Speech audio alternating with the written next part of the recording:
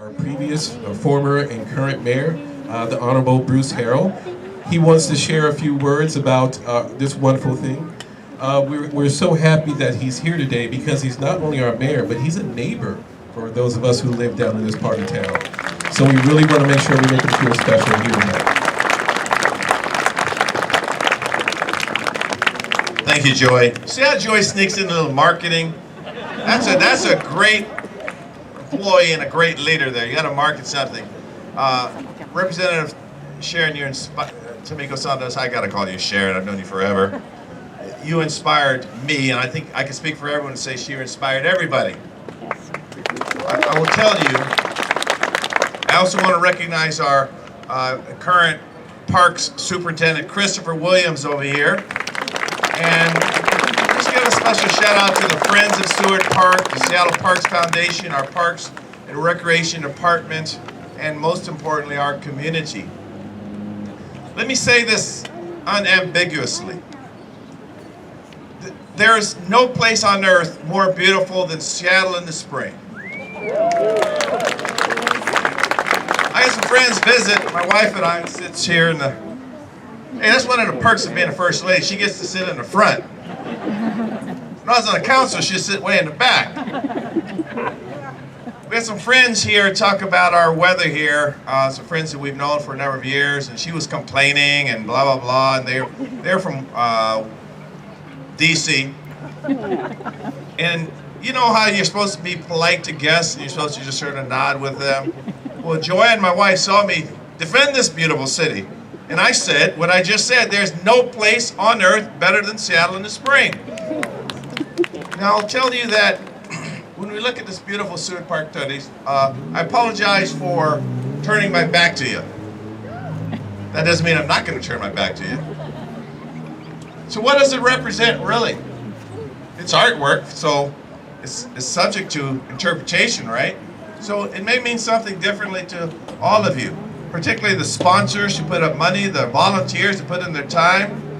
So now that you sort of ponder the hypothetical question of what does it represent from an artistic standpoint, and you think about it, let me give you the right answer.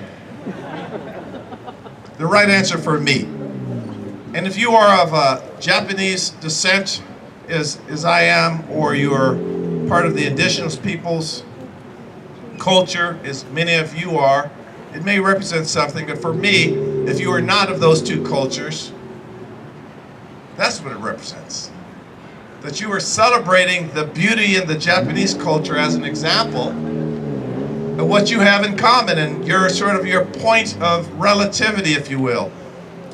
In all cultures, and I've had the opportunity as a person to travel around the world to continents and countries in Africa, and Europe, and South America, and I always, particularly being a biracial background, I always try to find what's common in cultures. In Japan, we know we bow as a sign of respect. When I used to coach football down here at Genesee, I used to have my team, which was primarily African Americans, and many of them are grown men now. They used to remember, I'd have them down on Genesee, and before they got on the field, you know what they used to have to do? They used to have to bow. Because that's what my mother taught me how to do, and that's what my sensei taught me how to do. That in all cultures, we try to respect our elders. We try to love at the loss of someone. We try to love hard, and when we lose someone, we cry. This is common amongst cultures. And let me reiterate something. In all cultures, we try to respect our elders. I'm telling you, young folks, you better respect me. I've earned this badge of being an elder. We'll be one soon. We're fearful of COVID and cancer and health issues. We want the best for our children. We try to pull from a position of faith. Now this is what this tells me about. It is our commonality. Yes, it is brick and mortar. And it'll probably outlive everyone that hears my voice right now. Everyone that hears my voice, this will still be here. But it sort of means we're passing on this earth together, and so we have to leave this earth better than we found it. We have to live in the moment and love one another. We have to house people. We have to give them health care. We have to live in the moment. And so as mayor of Seattle, I am your mayor, and I will tell you that I love this city, and I love the people in it. And I will lead discussions to where we fight to understand what we have in common. Now that's the right answer for me. That every time I see this, I'll think about my Japanese culture. I'll think about my African American culture. And whether you come from the west coast of Africa, a village in East Africa, South America, a country in Europe, you come from Ukraine, I'll think about what we have in common. When I look at what I see right now, this is Seattle at its best. Sharon, this is Seattle at its best. This is one of our finest moments.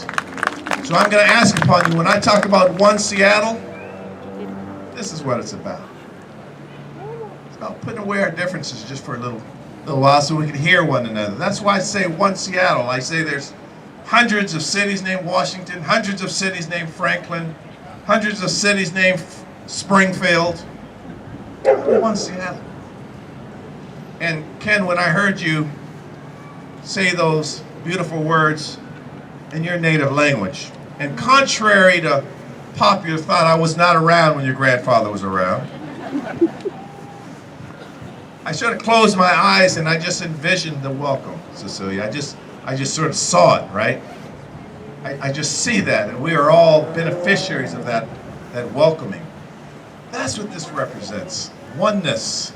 Oneness, Council General. Oneness. So, I leave you with my mantra, my belief. One Seattle. Thank you very much.